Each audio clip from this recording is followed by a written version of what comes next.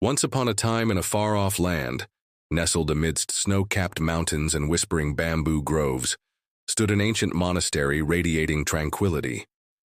This monastery was renowned as a sanctuary of peace, drawing seekers from distant lands who wished to experience the serenity of the mountains and unravel the secrets of a tranquil life.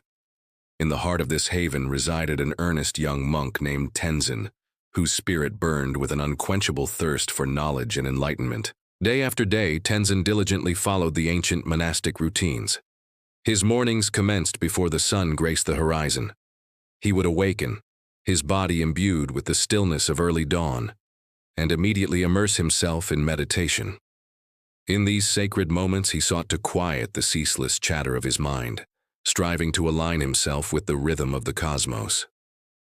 As the sun ascended higher, casting its golden rays across the courtyard, Tenzin would delve into the profound depths of ancient Buddhist scriptures. Each page he turned unveiled new insights into the nature of existence, guiding him on his spiritual journey. After absorbing the wisdom of the ancients, he would lend his helping hands to the villagers, tending to their fields or assisting with daily tasks. These acts of kindness were not merely obligations, but opportunities for him to practice compassion and empathy. Yet amidst this seemingly serene existence, a tumult of emotions stirred within Tenzin's heart. A profound restlessness echoed in his soul, a yearning for a deeper understanding of the world and his place within it. He questioned the ebb and flow of human emotions, the cycles of joy and sorrow, and the elusive nature of happiness. Despite his best efforts to find solace in his routines, a sense of incompleteness lingered, like a melody without its final note. Observing Tenzin's introspective nature and sensing the turmoil within him, the monastery's venerable abbot decided to guide the young monk towards a profound realization. The abbot, a man of few words but immense wisdom, had spent years deciphering the complexities of the human heart and the intricate workings of the mind. He understood that sometimes the most profound lessons are learned not through words, but through experiences that touch the very core of one's being. So the wise old abbot approached Tenzin and gently imparted a task to him. "My son," he began, his voice resonating with tranquility, "I believe you seek a deeper understanding of our world and your role within it. Therefore, I want you to undertake a simple yet profound task." Intrigued by his mentor's words, Tenzin eagerly inquired, "What task, venerable abbot, would bring me closer to the truth that eludes my grasp?" The abbot, with a knowing smile, handed Tenzin a small glass jar, its mouth secured with a tight lid. "Go to the gushing waterfall at the edge of the bamboo grove," he instructed, "and return with this jar filled with the waterfall's water. But heed my warning, do not allow even a single drop to spill. Upon your return, we shall delve into the essence of your experience." Tenzin, his determination unwavering, bowed to his teacher and embarked on his mission. As he made his way to the gushing waterfall, the rhythmic roar of cascading water filled his ears, mingling with the symphony of birdsong and rustling leaves. Reaching the waterfall, Tenzin removed the jar's lid and cautiously dipped it into the water.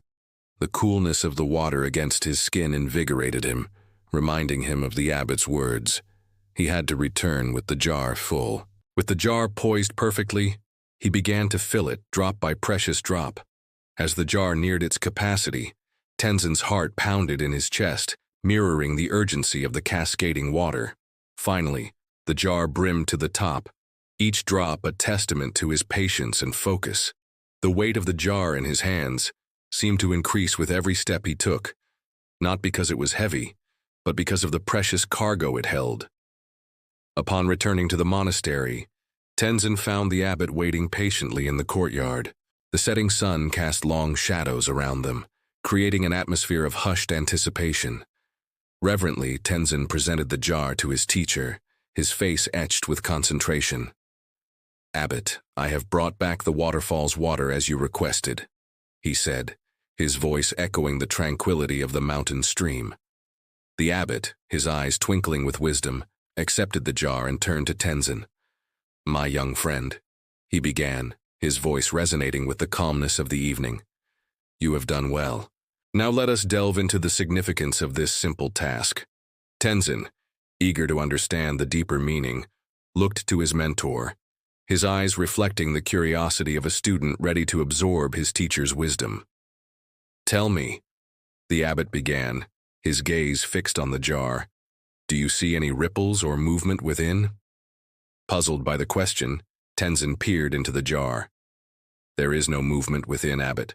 The water is still as the mountain lake." The abbot nodded, a subtle smile gracing his lips. "Just as the water within the jar remains still, so too must your mind be in moments of contemplation."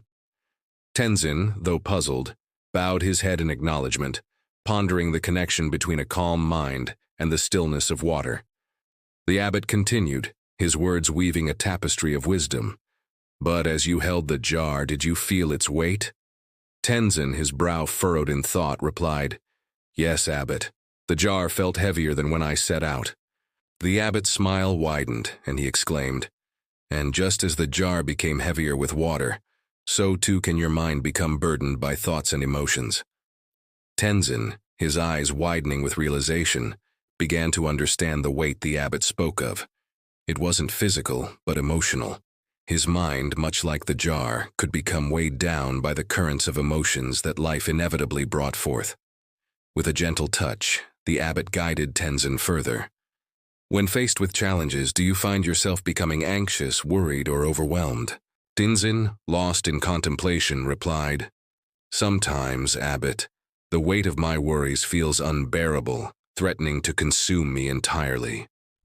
The abbot, his voice soft yet resolute, said, "These worries and troubles are like water filling your mind's jar. As they accumulate, the jar becomes heavier, making it difficult to maintain inner peace." Tenzin, his eyes fixed on the ground, understood the truth in the abbot's words. His restlessness, the very thing he had come to the monastery to escape, had found a home within his own mind. Determined to lighten his mental load, Tenzin looked up at his teacher and asked, "How can I empty the jar, abbot? How can I rid myself of these troublesome thoughts?" The abbot, sensing Tenzin's eagerness to learn, offered a solution that seemed both simple and profound. "Close your eyes, my son, and imagine all your worries and troubles floating away like clouds drifting across the sky." Tenzin, trusting his teacher's guidance, closed his eyes and visualized his problems fading into the vast expanse of the sky. With each inhale, he imagined letting go of a worry, and with each exhale, he pictured it floating farther and farther away. As the sun dipped below the horizon, casting long shadows across the monastery grounds, Tenzin opened his eyes feeling lighter than he had in months. He turned to the abbot, a newfound hope dawning in his eyes. "I feel as if a weight has been lifted from my shoulders, abbot. My mind seems clearer, more at peace." The abbot, his gaze filled with warmth, responded, "Just as the water in the jar can be replaced, so too can your mind be filled with positive thoughts and emotions." From that day forward, Tenzin's outlook on life shifted dramatically. He continued his daily routines with renewed vigor, finding joy in simplicity and peace in solitude. He had learned that the true source of happiness lay not in external circumstances, but within the depths of his own being. And so Tenzin's journey from a troubled seeker to a beacon of tranquility in the monastery became a testament to the transformative power of a still mind. His story echoed through the halls of the monastery, a reminder that the loudest noise might often be the quietest within.